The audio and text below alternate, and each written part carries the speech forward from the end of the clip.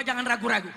Bapak sudah mendeklarasikan untuk perang lawan koruptor, perang lawan mafia, perang lawan oligarki. Kami, para habaib, para ulama, para tokoh, para aktivis, para pimpinan ormas-ormas Islam siap berada di garis paling depan untuk melawan para mafia, para koruptor, dan melawan para oligarki. Betul? Betul. Tapi kita minta presiden harus serius. Presiden tidak boleh omong-omong saja. Kita sangat hormat sama tamu. Saking hormatnya, ada tamu yang ratusan tahun nggak mau pergi dari Indonesia. Terpaksa kita harus bertempur. Saya satu-satunya orang yang berkata terang-terangan 212 bukan kebangkitan Islam. Kenapa? Karena sholat Jumatnya di Monas, tidurnya di masjid. Misalnya dari Jombang mau berangkat, mau kemana? Mau ke Jakarta. Mau apa? Sholat Jumat di mana? Di Monas. Lalu nanti malam tidurnya di mana? Di masjid. Coba kebalik nggak itu? Nanti malam tidurnya di mana? Di hotel mana nanti malam tidurnya? Enggak di hotel, di masjid. Semua masjid di Jakarta dibuka pintunya. Bukan hanya Istiqlal, bukan.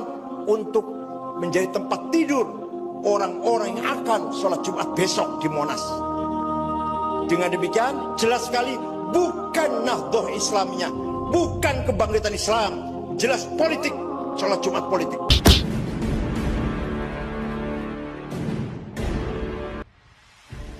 Rizik Syihab. Kita tahu bahwa Rizik Syihab ini adalah merupakan salah seorang tokoh yang merupakan imigran dari Yaman ya. Dia adalah penggerak 212, penggerak FPI di masanya sebelum dilucuti oleh Pak Jokowi. Dan kali ini berupaya tampil kembali ke publik dengan membawa narasi lama, yaitu revolusi akhlak. Saya akan menyorot apa yang disampaikan oleh Rizik Syihab dalam acara reuni 212. Sepertinya Rizik Syihab ini emosi, sahabat. Kenapa saya mengatakan emosi? Karena harapannya pupus sebab Pak Prabowo tidak hadir di dalam acara tersebut. Pernyataan Habib Rizik Syihab di reuni 212 saya kira bukan saja sekedar kritik biasa ya. Ini adalah statement politik terbuka yang disampaikan di forum besar di hadapan massa yang secara historis pernah menjadi kekuatan mobilisasi nasional. Ketika Rizik Syihab menegaskan jangan hanya omong-omong, ini bukan kalimat retorik. Sekali lagi, ini bukan retorika biasa. Ini sebuah penyampaian langsung kepada Presiden Republik Indonesia. Dalam ilmu komunikasi politik, kritik seperti ini dikategorikan sebagai public reprimand. Artinya teguran yang disampaikan terbuka untuk menciptakan efek publik. Kita tahu semua bahwa Presiden Prabowo diundang hadir dalam acara tersebut. Namun beliau lebih memilih ke Aceh untuk meninjau banjir. Artinya Pak Prabowo menyadari betul bahwa ada hal yang jauh lebih penting ketimbang menghadiri acara yang dirancang oleh Rizik Syihab. Apalagi dalam rangka penanganan banjir. Sebab Pak Prabowo paham betul bahwa apa yang direncanakan oleh mereka 212 ini adalah merupakan satu rencana busuk yang mencoba mendekati dirinya. Padahal kita tahu bahwa kelompok ini dulu pada saat Pilpres ini adalah merupakan pendukung Anies Baswedan. Sehingga saya mendukung apa yang menjadi langkah daripada Pak Prabowo yang lebih memilih ketemu dengan masyarakat korban banjir di Aceh, sahabat. Dan di sini juga kelihatan ya bahwa mereka ini para kodok 212 merasa menjadi kelompok yang tidak diakomodasi. Ada kesan bahwa istana mengambil jarak dari basis massa tertentu ya. Bukan saya kira mengambil jarak ya.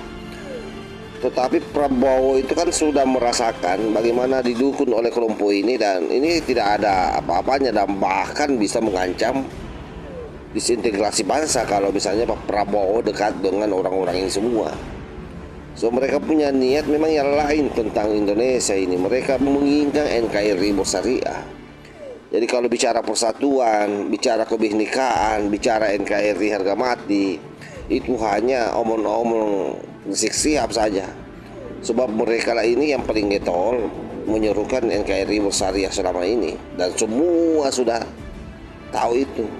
Bahkan disinyalir Rizik Syihab dulu itu punya relasi yang bagus atau punya jaringan yang bagus dengan ISIS. Dan faktanya pernah beredar videonya bagaimana Rizik Syihab mengagumi yang namanya ISIS itu, sahabat.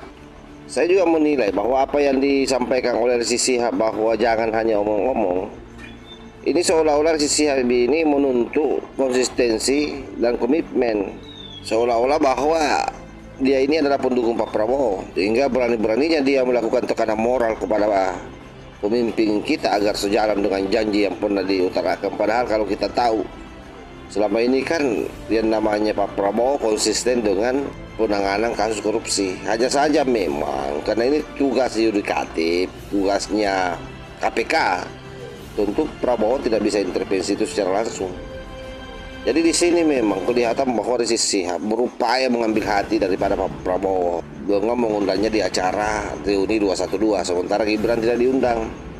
Yang diundang itu adalah Prabowo, Anies, Pramono Anung. Jadi seolah-olah ini dia mau menjadikan panggung 212 sebagai pemersatu.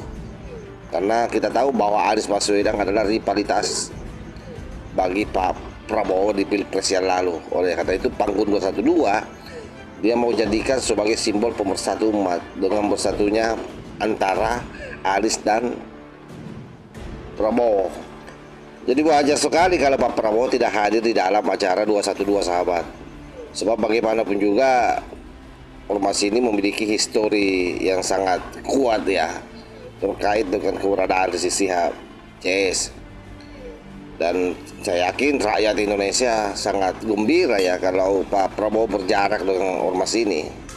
Sebab ini sangat membahayakan NKRI, sekali lagi membahayakan kekuasaan Pak Prabowo kalau mereka ada di tengah-tengahnya. Pak Prabowo menjadi presiden 2 kali mereka melakukan reuni-reunian, tapi Prabowo tidak pernah datang. Oleh karena itu ini memberikan penegasan bahwa ormas ini memang sudah tidak punya ruang lagi di hati Pak Prabowo, dan mungkin itulah ia membuat Rizik Syihab menjadi dongkol dan kembali menegaskan soal omon-omon sebagaimana di awal video yang saya sampaikan itu, sahabat. Prabowo sadar bahwa yang namanya Rizik Syihab CS ini adalah merupakan benalu di NKRI ini yang sangat berbahaya kalau berdekatan dengan dia.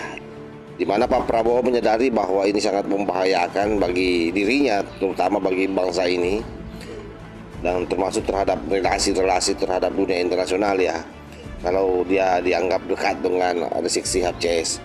Jadi saya kira menjadi wajar, sahabat ya, kalau Rizik Syihab marah ya mungkin karena merasa dijauhi oleh Prabowo. Padahal sebenarnya bukan Prabowo yang menjauhi dirinya, tapi itu adalah merupakan tugas sebagai seorang pemimpin negara yang harus jauh lebih mementingkan kepentingan rakyat ketimbang ketemu dengan orang-orang yang tidak jelas, yang bahkan bisa merugikan posisi Pak Prabowo, posisi negara kesatuan Republik Indonesia. Saya kira demikian ya. Wassalamualaikum warahmatullahi wabarakatuh.